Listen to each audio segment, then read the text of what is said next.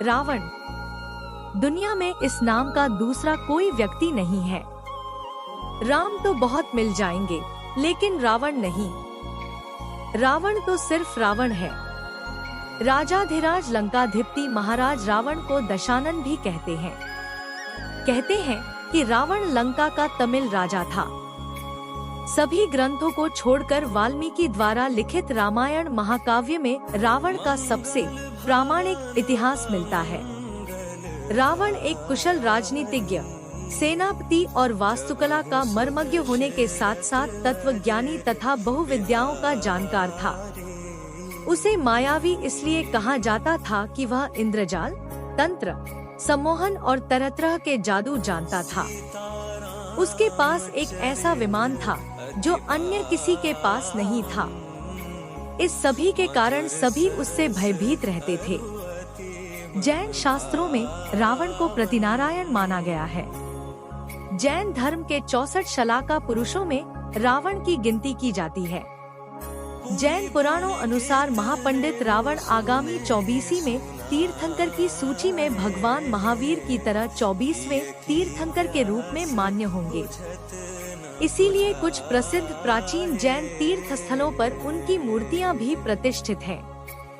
आओ जानते हैं रावण के बारे में 10 महत्वपूर्ण बातें। दूसरे पन्ने पर पहली खास बात, क्या रावण के 10 सिर थे? कहते हैं रावण के 10 सिर थे। क्या सचमुच यह सही है? कुछ विद्वान मानते हैं कि रावण के 10 सिर नहीं थे, किंतु वह 10 सिर होने का भ्रम पैदा कर देता था। इसी कारण लोग उसे दशानन कहते थे। कुछ विद्वानों अनुसार रावण 6 दर्शन और 4 वेद का ज्ञाता था, इसीलिए उसे दसकंठी भी कहा जाता था। दसकंठी कहे जाने के कारण प्रचलन में उसके 10 सिर मान लिए गए। जैन शास्त्रों में उल्लेख है कि रावण के गले में बड़ी बड़ी गोलाकार 9 मणियां होती थी। उक्त 9 मणियों में उसका सिर दिखाई देता था, जिसके कारण उसके 10 सिर होने का भ्रम होता था। हालांकि ज्यादातर विद्वान और पुराणों अनुसार तो यही सही है कि रावण एक मायावी व्यक्ति था, जो अपनी माया के द्वारा 10 सिर के होने का भ्रम पैदा कर सकता था। उसकी मायावी शक्ति और जादू के चर्चे जग प्रसिद्ध थे। रावण के 10 सिर होने की चर्चा रामचरितमानस में आती है। वह कृष्ण पक्ष की अमावस्या को युद्ध के लिए चला था तथा एक एक दिन क्रमशः एक एक सिर कटते थे। इस तरह 10वें दिन अर्थात शुक्ल पक्ष की दशमी को रावण का वध हुआ। इसीलिए दशमी के दिन रावण दहन किया जाता है। रामचरितमानस में वर्णन आता है कि जिस सिर को राम अपने बाण से काट देते थे, पुनः उसके स्थान पर दूसरा सिर उभर आता था। विचार करने की बात है कि क्या एक अंग के कट जाने पर वहां पुनः नया अंग उत्पन्न हो सकता है? वस्तुतः रावण के ये सिर कृत्रिम थे, आसुरी माया से बने हुए।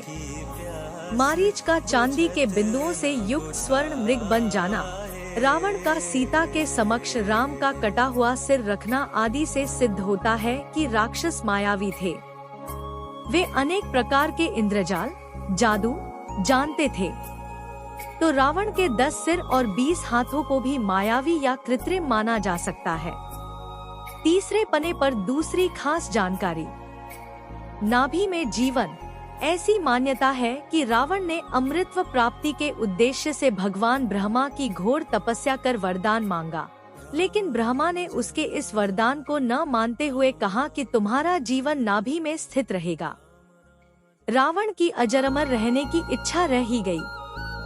यही कारण था कि जब भगवान राम से रावण का युद्ध चल रहा था, तो रावण और उसकी सेना राम पर भारी पड़ने लगे थे।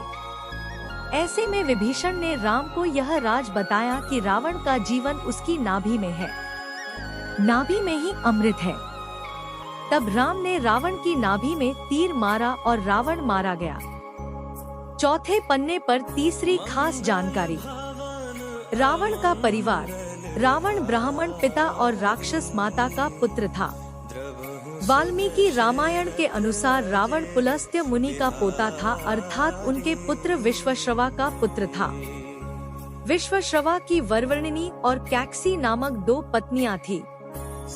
वरवर्णिनी के कुबेर को जन्म देने पर सौतिया डाहवश कैकसी ने अशुभ समय में गर्भ धारण किया।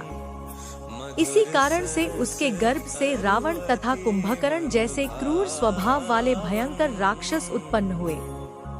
ऋषि विश्वाश्रवा ने ऋषि भारद्वाज की पुत्री से विवाह किया था, जिनसे कुबेर का जन्म हुआ।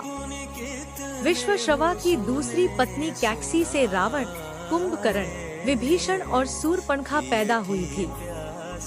लक्ष्मण ने शूर्पणखा की नाक काट दी थी। रावण का विवाह कुबेर को बेदखल कर रावण के लंका में जम जाने के बाद उसने अपनी बहन शूर्पणखा का विवाह कालका के पुत्र दानवराज विद्युविह्वा के साथ कर दिया। उसने स्वयं दिति के पुत्र मय की कन्या मंदोदरी से विवाह किया, जो हेमा नामक अप्सरा के गर्भ से उत्पन्न हुई थी। माना जाता है कि मंदोदरी राजस्थान के जोधपुर के निकट मंडोर की थी। विरोचन कुमार बलि की पुत्री वज्रज्वला से कुंभकर्ण का और गंधर्वराज महात्मा शैलूष की कन्या सरमा से विभीषण का विवाह हुआ। कुछ समय पश्चात मंदोदरी ने मेघनाद को जन्म दिया, जो इंद्र को परास्त कर संसार में इंद्रजीत के नाम से प्रसिद्ध हुआ। मंदोदरी से रावण को पुत्र मिले इंद्रजीत, मेघनाद, महोदर, प्रहस्त, विरूपाक्ष, भीकम, वीर।